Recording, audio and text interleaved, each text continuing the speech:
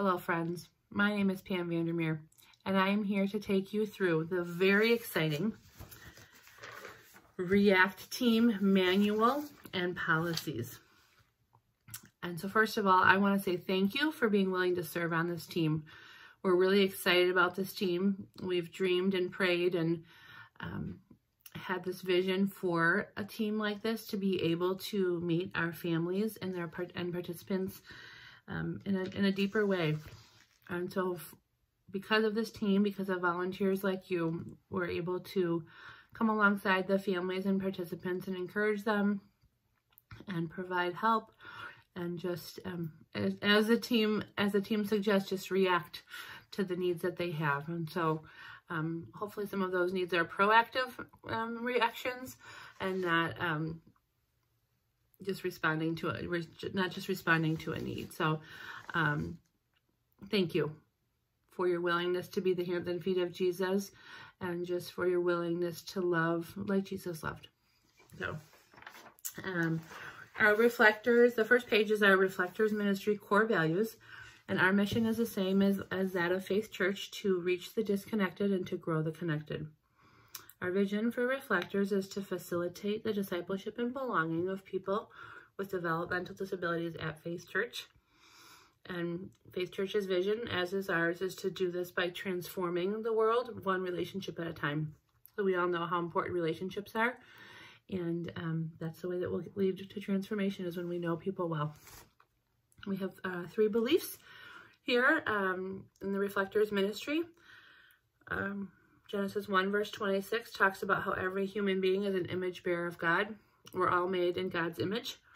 And Romans 3:22 through 24, that every human being that God has made is sinful, and we are all equally in need of Jesus. And 1 Corinthians 12 verse 15 through 27 talks about the members and the parts of the body. Every member of God's kingdom possesses indispensable gifts. And what that means is that we all have gifts, we all have talents, and each one of our gifts and talents is indispensable. And the values in Reflectors Ministry are that every person would know that God loves them, every person would grow in their love for God and for others, and that Faith Church would be a safe place to do ministry. So, we have our next page has our React team descriptions, and just some basic general guidelines that we have is that the minimum age for being on this team is 16 years old, and the minimum age for anybody driving a vehicle to complete a React team task is 21. For any of our team members that are under 18, you have to fill out a serving application, which includes references, and then go through this policy and manual training. If you're over 18, we ask that you fill out, again, the serving application, which includes references and also a background check for everybody who's over 18. And then, of course, this React policy and manual training. We have 6 different kind of subcategories to the team. Some of you have signed up for all 6. Some of you have signed up for just a couple. And we're thankful for each one of you. But just real quickly to give you an overview, we have 6 different teams: the meal team, the visitation team, the encouragement team, the gift team, the house help team, and the transportation team. And some of these teams kind of overlap in things. You could give encouragement by going to do a visit, or you could be bringing a gift over and visiting at the same time. So some of them are overlap, but we kind of tried to break them down a little bit to give people just different options. Policies for team members. Home visits or delivery policies. We ask that you do not enter a home unless a member of the household invites you in. We also ask that if someone invites you into the home and you're the opposite gender as that person, that there are others inside the home before entering. So if there are none, respectfully decline the offer to enter their home. If the individual is the same gender, it will still be advised to only enter if there's somebody else present, but this will be left to the discretion of you as a team member if you would like to do that. In assembling meals and gifts, please adhere to the directions given from the team leader, which include dietary restrictions, allergies, preferences, ages, for age appropriateness, etc. Nicole and I will try to give you as descriptive as information or as preferences, allergies as we are given. Transportation policies. If an individual that you are transporting, again, is of the opposite gender, there has to be a third person present of either gender inside the vehicle. So say I was being asked to transport a male, I would have to at least have one other person in the vehicle. Doesn't matter if they're male or female, but just one other individual. If the individual you are transporting is the same gender, we still advise a third person to be present, but this is left up to your discretion. The team member will be expected to drive lawfully, wearing a seatbelt, driving hands-free, and obeying the speed limit. Outing policies. If the individual you are meeting is of the opposite gender, make sure that at least one other person will be present. If the individual is the same gender, again, we still advise a third person to come along, but this will be left to your discretion. Safe touch. Touch can be healing and reassuring. However, it is important to touch in a manner that respects the person. Conduct yourself in a way that contains friendship, but nothing more. If an individual initiates physical contact, you may engage so long as you are comfortable and, of course, that the contact is appropriate. As for your initiative, a rule of thumb would be to be as hands-off as possible. However, if you feel the need to initiate physical contact, offering to hug a crying person, ask for permission before initiating. May I give you a hug? Otherwise, if you're dropping something off and somebody that you know or somebody that is asking for a hug, you can always, suggest a fist bump or a high five, or even just a side hug. It's kind of a nice compromise. Sickness. I hope this goes without saying, especially in the COVID days we're living in. If you are sick, it is requested that you do not participate in team tasks until you are healthy. Phone calls, obviously, or other tasks that do not require touch points or physical proximity would be an exception. If you've already committed to a task and you can no longer complete it because of sickness, just contact Nicole or I, and we'll be happy to make other arrangements. Reimbursements. The expectation of team members is to personally provide the costs and goods involved in executing the task, unless otherwise specified by the team member. So gas and transportation costs, gift cards, a cup of coffee, those things we would expect you to cover. If it will be communicated if a gift is provided ahead of time, in which case a team member is just responsible for the delivery or the usage of that gift. For example, if we have a meal that we have here that someone's made that's frozen in our freezers and we're just looking for you to deliver it, we're just looking for that. We're not asking for that.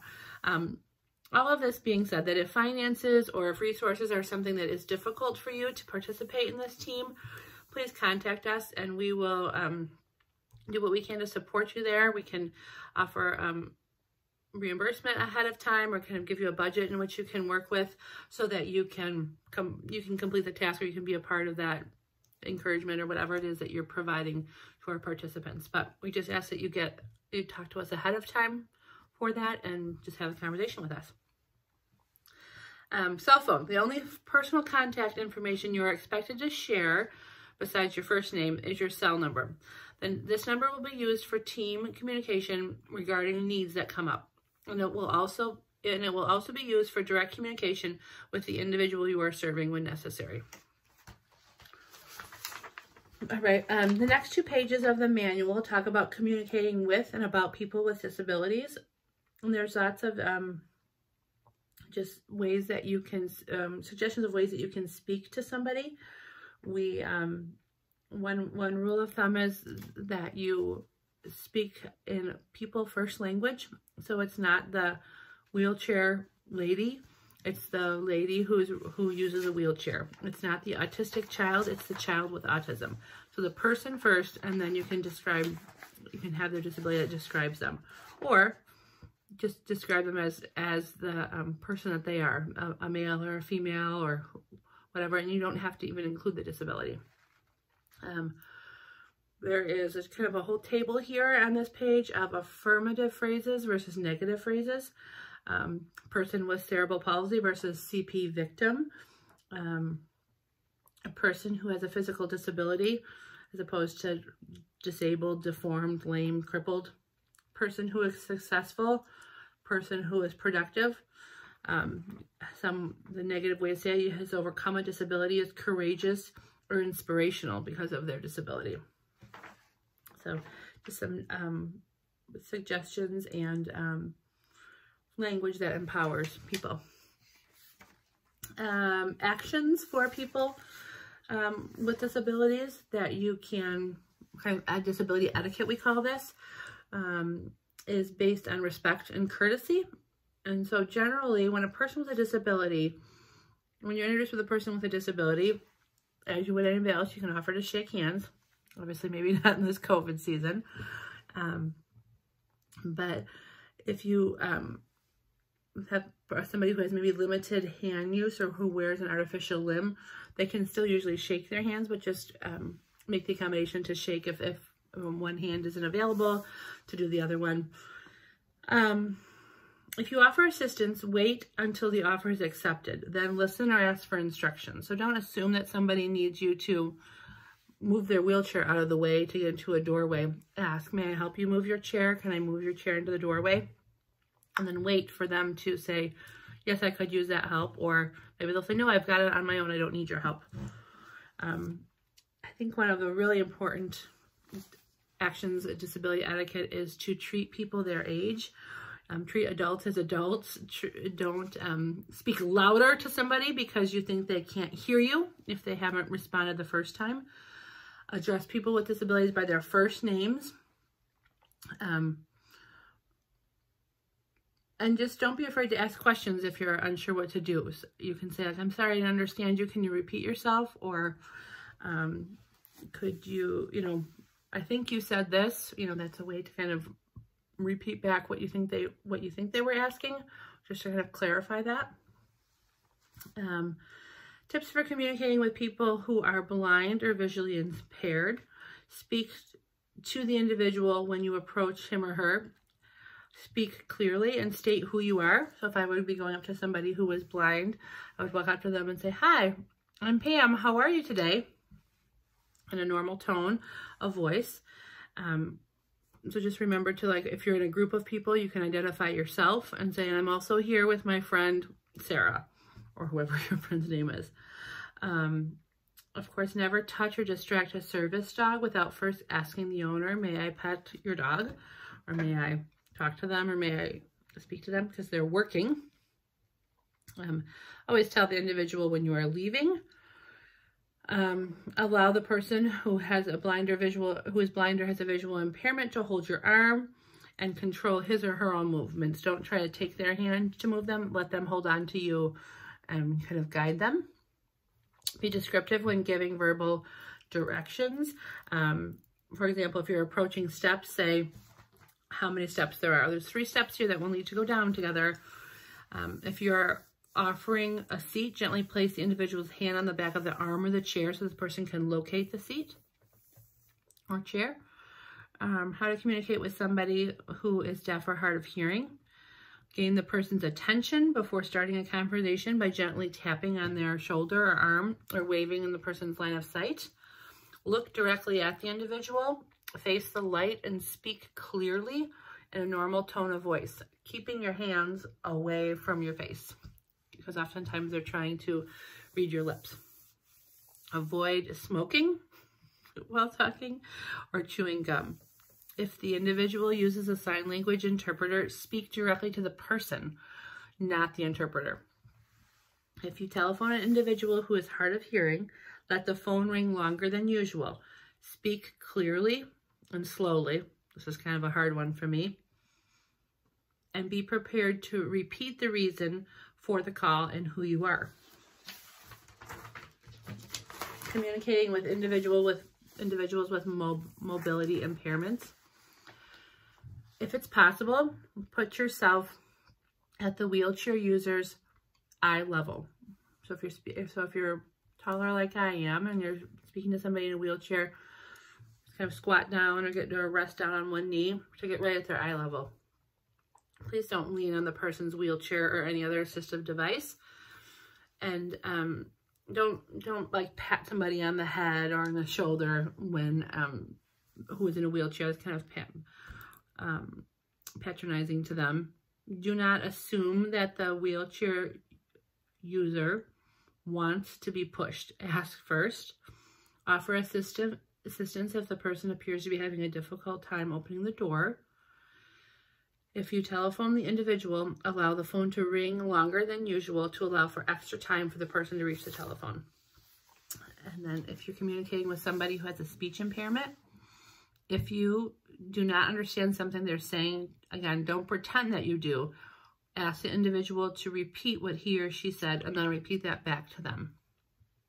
Try to ask questions which require only short answers or a nod of the head. Be patient and just take as much time as necessary to understand each other. Concentrate on what the individual is saying. Please don't speak for the individual or attempt to finish his or her sentences. If you're having difficulty understanding the individual, consider writing as an alternative means of communication. But first, ask the individual if this is acceptable and okay with them. Tips for communicating with individuals with cognitive disabilities. If you are in public with many distractions, consider moving to a quiet or private location. Be prepared to repeat what you say orally or in writing. Offer assistance completing forms or understanding written instructions and provide extra time for them to make a decision. Wait for the individual to accept the offer of assistance. Do not over-assist or be patronizing. Be patient, flexible, and supportive. Take time to understand the individual and make sure the individual understands you as well. Just remember, relax. Treat the individual with dignity and respect and courtesy. Listen to the individual and offer assistance, but do not insist or be offended if your offer is not accepted. So there is, that is the end of our manual and policies. The last page that we have here, either digitally or the hard copy, is the manual and policy agreement. And that's basically saying that you listen to this lovely 17-minute video and that you agree to the policies and that you'll abide by the provisions that we have stated here. And that, so that's the top part, and the bottom part is the waiver of liability. Just, you can read through that as well. So if you have any questions, please feel free to reach out. But otherwise, attached to this Google form is also a way that you can sign this form digitally if you would like to. And then you can just hit submit or send, and we'll get a copy of that. Again, thank you very much for your time. Thank you for watching this. And thank you most of all for being willing to be the hands and feet of Jesus in this way. You're loved and valued. Thank you.